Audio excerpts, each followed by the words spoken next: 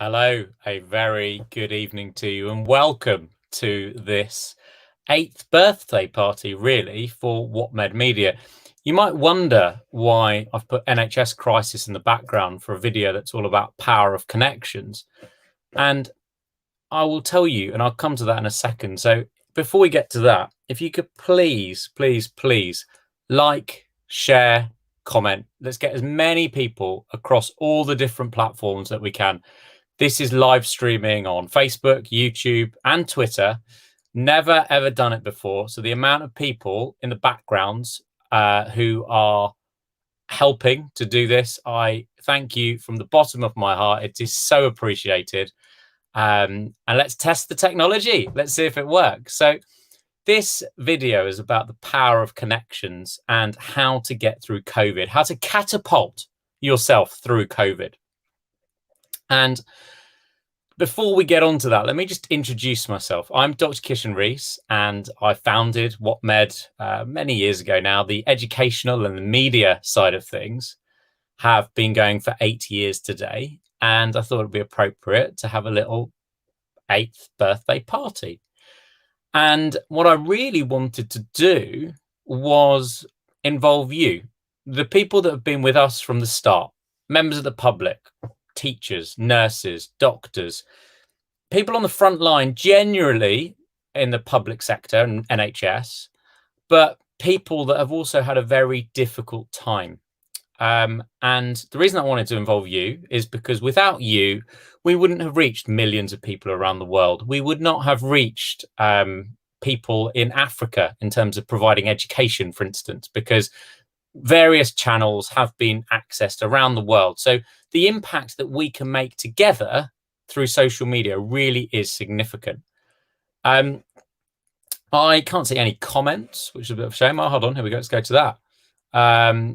Fine. Hi, Kishan. Vanessa, hello. How are you doing? So if you could put some stuff in the comments. Wendy, listening in. Hello. Welcome. So if you can put some stuff in the comments, can you see me? I have no idea. So if you can put some stuff in the comments as to whether you can see me or not, that'd be really helpful. That'd be most helpful. And I can get, it's weird not seeing you. Sorry, Vanessa. I don't know what, let me see if I can see you. Hold on, remove from stream. Let's see this. No, solo layout. I don't know. It's really weird not seeing me. I don't like that. I'm sorry. I don't know what I'm doing. Let's have a look. There you go. Maybe you can see me now. Just picturing yellow. That's a shame. But anyway, you know what I look like, so don't worry about it. While I'm pressing buttons and trying not to, what's the word? End this broadcast, essentially, because if we get someone in the background to try and sort that out, that'd be really helpful. If not, it doesn't matter. The whole point of this really is to make sure that everybody knows that they are all on the journey. Sounds no vision. Okay, Heather, cheers, I like that. So we want to make sure that everybody, whether you're just coming to the page for the first time or whether you are coming to this many times, some things are going to change around here, okay? And let me let you know what that's going to be, just while we're sorting out the technical stuff in the background. Some of the stuff that we're going to change, for instance, is this is going to be moderated. Okay, this is going to be super moderated, because what we want to do is we essentially want to make sure that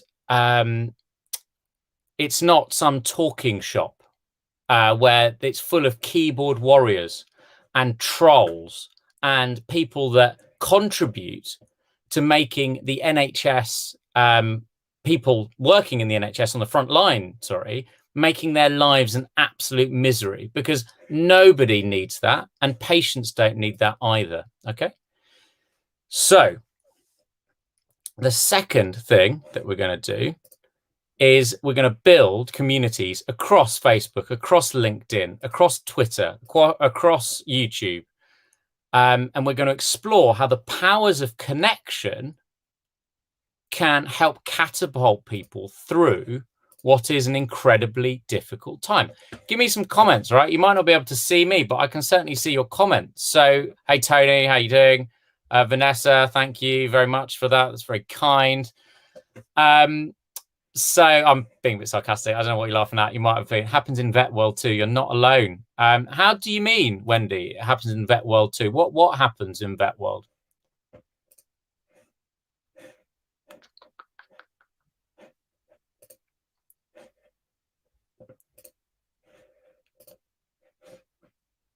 And yeah, sorry. So, and on that note, then, so what we're going to do is talk about the power of connection. So just ignore the fact that it says NHS crisis.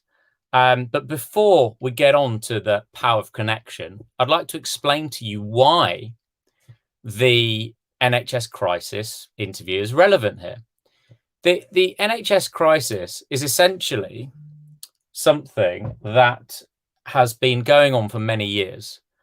And now the NHS is under such pressure, is under such strain, that any additional shock on top of it puts the people on the front line. It puts their lives, it puts their ability to cope under pressure, right? So we need to know what the environment is like in that regard.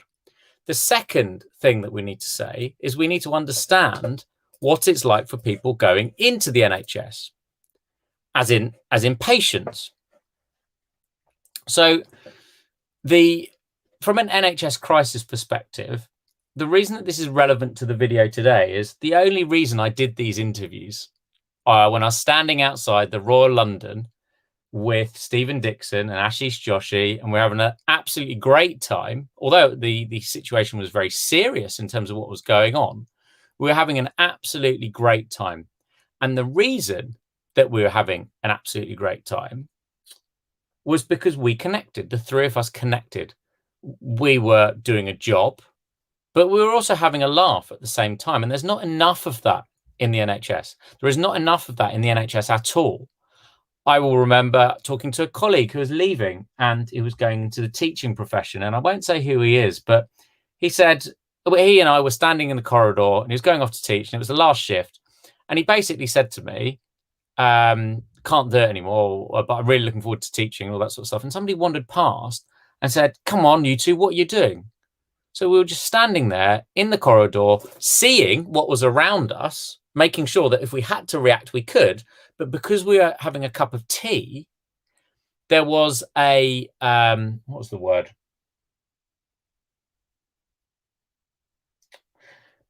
Because we were having a cup of tea, there was essentially some kind of unwritten law that was basically saying something about, not unwritten law. There was basically this hidden agenda there that was because we were having a drink,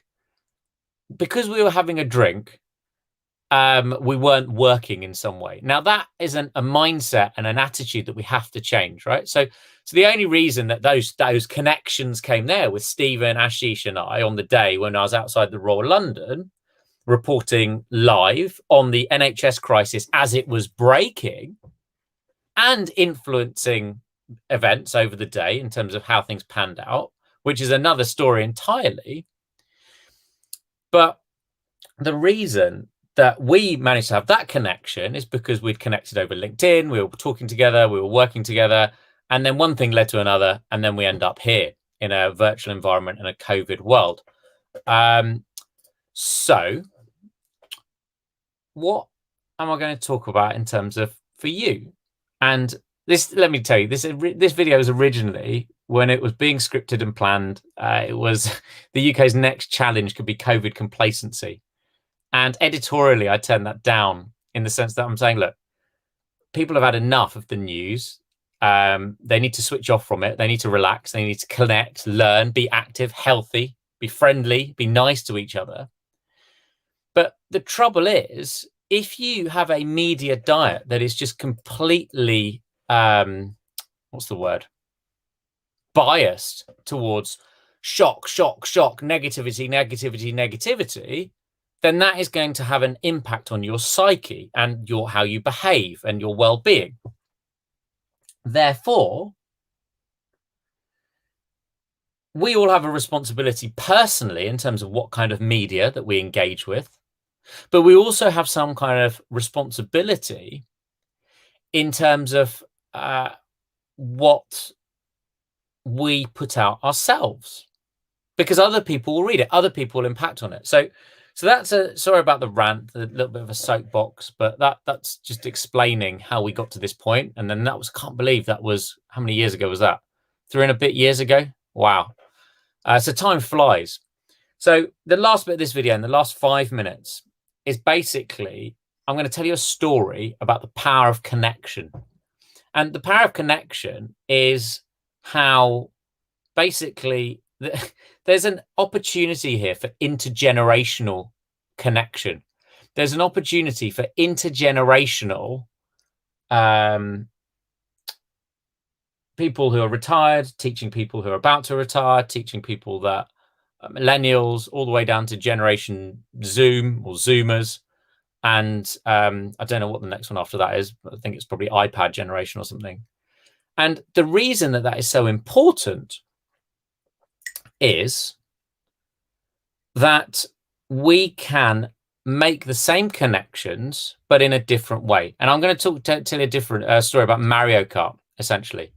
And Mario Kart, when I was growing up, I used Mario Kart to develop hand-eye coordination.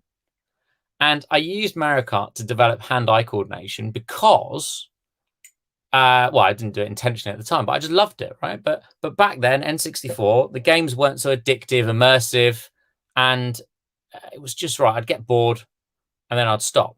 And then fast forward a few years forward, I actually developed skills in terms of how to operate on people and do laparoscopic surgery by my applying the same skills from N64 with that 3-pronged controller, and then the laparoscope and operating on people. And the reason I think this is important is because we've been playing Mario Kart with my neighbors, believe it or not, over the last weekend, basically yesterday and today. And we need to set limits to it because it is immersive and it's addictive. And, you know, you can use screen time timers and we can do stuff at the right time. But the point being is something that was launched in what? The N64 was launched in 1997. And it's now 2021. But kids are still playing Mario and kids are still playing Mario Kart. So in that regard, how do we engage the older generation in terms of getting up to date with the new tech? So that was a really good, I thought, example in terms of how using the technology that's available to us, ignoring the doom, gloom, oh my God, it's so bad, the world is going to end. It's not, right? It's not. It's going to be difficult. But if you are in a state of shock constantly as a result of the media diet that is fed to you or the media diet that you choose to put out, then you're not going to be in a position to plan. You're not going to be in a position to prepare. You're not going to be in a position to look forward. You're not going to be in a position to actually think, right, okay, well, what does post-COVID look like for me individually and personally? So if you can put some stuff in the comments and let me know what you think in the last minute or so while we're here, and that'd be great. Because the reason that would be so helpful is because as well, I'm going to keep these videos short, sweet, snappy, because I'm going to practice what I preach. I don't want to put out loads and loads of content there. And I think people need to know exactly what they're getting. So I can only apologize that we had a slight technical failure today, but you know, shit happens. It's not the end of the world, is it? In the bigger scheme of things, does it really matter? I would suggest not. So thank you for, completely agree. No, that was gone. Let's have a look. Some of the comments coming through to me now. Oh, hi, JP. How you doing? Long time no see. So, yeah.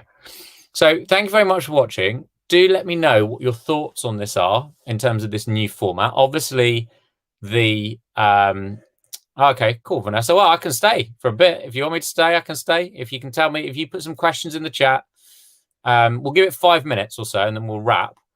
Not failure, learning experience. Yeah, Wendy, I would suggest, right? It's not failure. But the thing is, it's failing fast and adapting. It's failing fast and adapting to the point that you don't fold. Now, How did I not fold? It's because I've got other skills. I've got other experience. I've got other skills and I've got other experience. And what that means is that, the technical gremlins in the background, does it really matter? No, this is just basically a podcast instead of a video. Who cares, right? Louise Bain, I'm using COVID as a big pause reset chance to map out the next 5 years. Yeah, me too. Me too. Me too. Because if you think about it that way, Louise, you've already lost a fifth of it. Oh, sorry, lost. Sorry, that's negative, isn't it? But a fifth is already gone. If you're not taking that 5-year approach to map stuff out, then I would suggest people are preparing themselves to fail. So, at the beginning of this, when it was a COVID crisis in March 2020, and I was advising to buy pulse oximeters, that was damage limitation. That was keep as many people safe as possible by using social media to get the messages of global public health communication that we needed around the world. And that reached, how many people did it reach? At its peak, 2.2 million people in the UK, I think, or maybe that was global, can't remember, don't know. But there was 185,000 people who were engaging with that content. When you hit those kind of levels, that is when you start shaping things. That is when you start changing things. And everybody on this call is going to essentially play their own little part in their own little networks in the real world. So forget about, likes, forget about views. Don't care. Doesn't matter. If one person goes off and tells another one, well, maybe not one, if you could go off and tell 3 people, that'd be great. And then they go and tell 3 people, then suddenly what does that look like? That looks like exponential growth, which we're all very accustomed to at the moment. So I'm going to take a break for a couple of minutes and just drink something. And then, unless there's any other questions or comments that come through to me, I'm going to have a look as well. Let's have a look.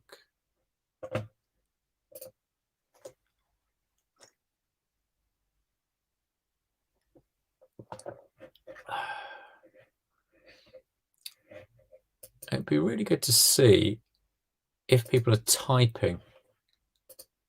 That'd be really helpful. Anyway, in the meantime, if you check out, if you want to, if you check out the videos on YouTube from 4.5 years ago, might want to. I'm so lucky to have got this far and stayed healthy physically, mentally a bit dodgy. Oh no, but got this far being positive. I'm so sorry to hear that, Tony. When you say mentally a bit dodgy, how do you mean? Because I completely understand. I think I've had moments at the beginning of this a year ago where I sobbed myself to sleep. Sobbed myself to sleep because I couldn't communicate a message to the nearest and dearest loved ones around me of what was happening. I could communicate it globally using social media, but I couldn't communicate it one-to-one. It is tough mentally. Yeah, it is, Vanessa. I completely agree. I completely agree. Is it true that a pacemaker has been developed without cables, wires? Jeff, I have no idea. Maybe. Don't know. Put a link in the chat. Let's have a look at it. So, of the people who are watching, tell me where you are. Where in the UK are you? What's it like where you are? Welcome. Introduce yourself. You can say hello, who you are. It'd be really helpful so I could see who's actually watching, because I'm flying blind a little bit here. Not literally, obviously. But yeah, if there's anyone who's on the call that could let me know, that'd be really helpful. Or answer Jeff's question in terms of is it true that pacemaker has been developed without cables and wires?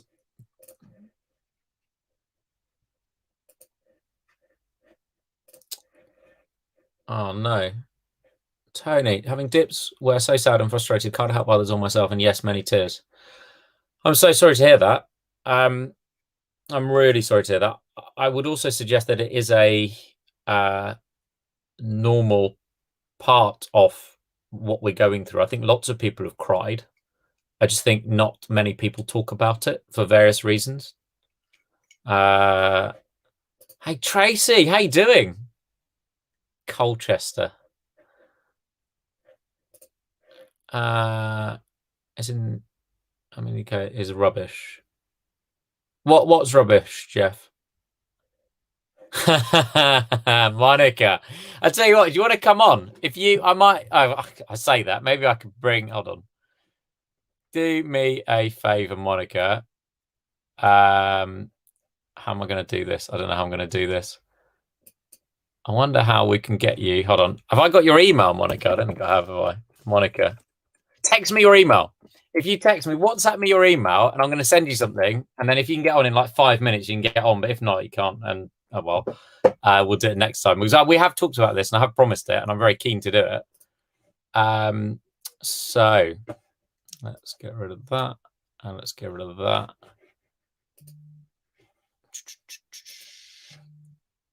Oh, that's your email coming through. Oh, no, it's not. Something different. Okay. Fine. So in sunny Watford, Monica, that's brilliant. So one interesting thing, actually, Jeff, to your point on pacemakers, I've got a comment on that, which I've just thought of. So the pacemaker piece, you know, the new iPhones with a MagSafe charger on the back of it. If you put that near a pacemaker, that what does that do? Oh, it interferes with it, messes out, which would make sense. So it's the electrical conduction of the heart. You put a magnet on top of it. Bit of a shame. Etc. Is it just media or just social media rubbish? So I don't know, Jeff. We'll try and get a cardiologist on to talk to us about it if you want it. But let's see. So 21 minutes. I am going to wind down now. So if you would see, hey Siri, make the light blue. You can't see it, but the light will hopefully go blue. And then I'm going to cut down screen time. I'm going to turn off bright lights. Oh, there we go. A little bit slow. So basically, it's now a case of okay, what I'm doing, you can't see it. I'm literally turning off lights now. Anything that's bright in my room, I'm turning off. Because we are basically wrecking our circadian rhythm, our sleep-wake cycle with these devices.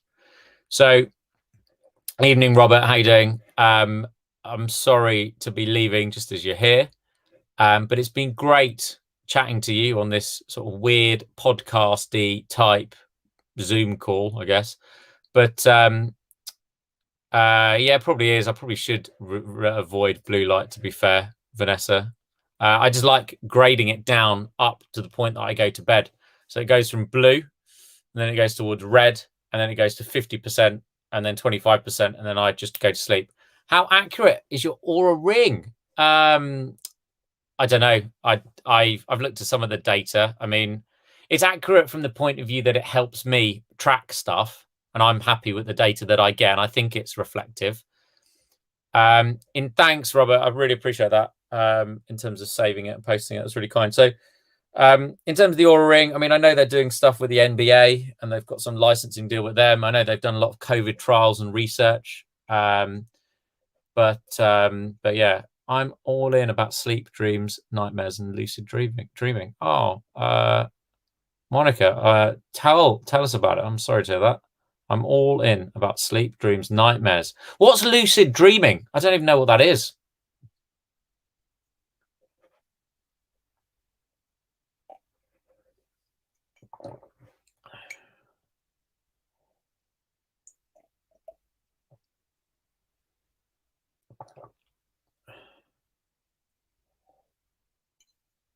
Oh, that is quite kind, Tracy. Thank you. You should ring for the Calm app. Podcast voice, I guess.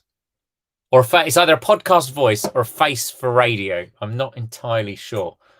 But no, I'll take that. Thanks, Tracy. That's very kind.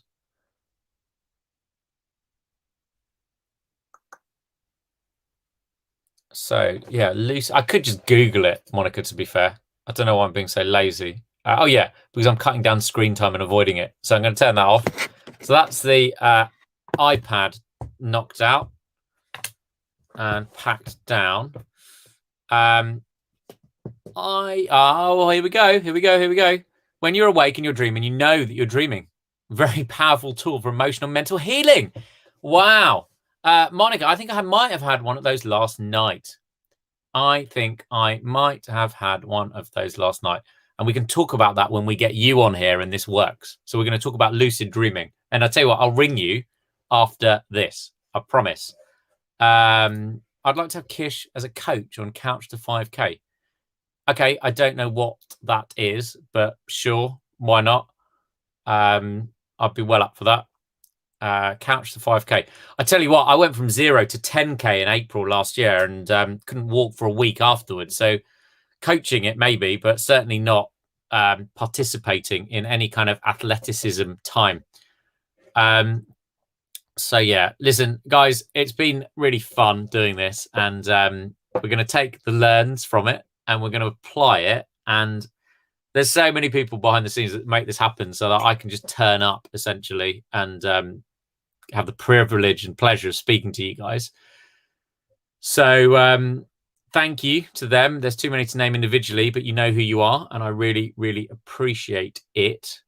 And yeah, I am going to log off now, this, and then start logging off everything else before 9. And Monica, I will be calling you in a couple of minutes. So thank you so much for listening. It's normally watching. I guess this is the first live podcast that I've ever done.